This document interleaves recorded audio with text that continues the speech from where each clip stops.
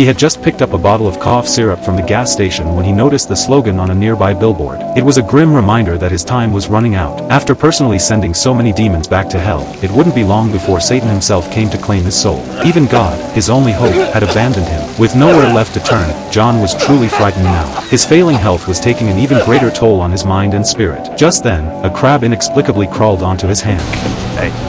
Hey buddy, got a light? The creature was actually a demon composed of a swarm of insects and vermin. John immediately grappled with the demon. Using the Amityville screaming beetle, he managed to disrupt the demon's form momentarily. Business exorcist.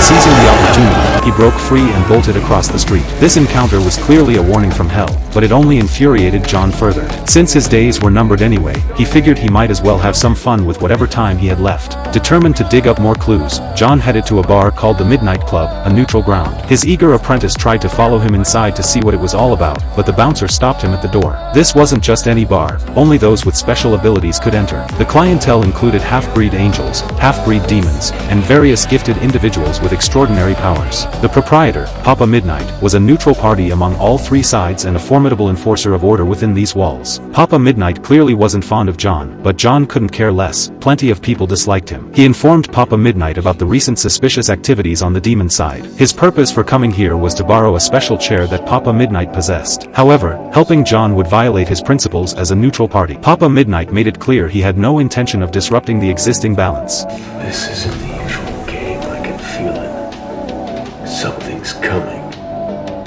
Ooh, spooky. At that moment, an uninvited guest appeared, casually flipping a coin. John immediately recognized him, a high-ranking demon named Balthazar. Just as the two were about to clash, Papa Midnight slammed his hand on the table. You know the rules of my house. While here, you will abide by them. As an exorcist, John was naturally sworn enemies with these demons, and word of his terminal illness had already spread throughout their circles. Sensing the two had business to discuss, John reluctantly took his leave. Meanwhile, his friend, the portly priest, hadn't forgotten John's request. He ran his hands over a newspaper, functioning like a human divining rod as he listened in on case after case that seemed to involve demonic activity. Eventually, one case caught his attention. A woman named Isabel who had committed suicide in a psychiatric hospital struck him as particularly suspicious. Having gotten nowhere at Papa Midnight's place, John returned home only to find yet another uninvited visitor waiting outside his door.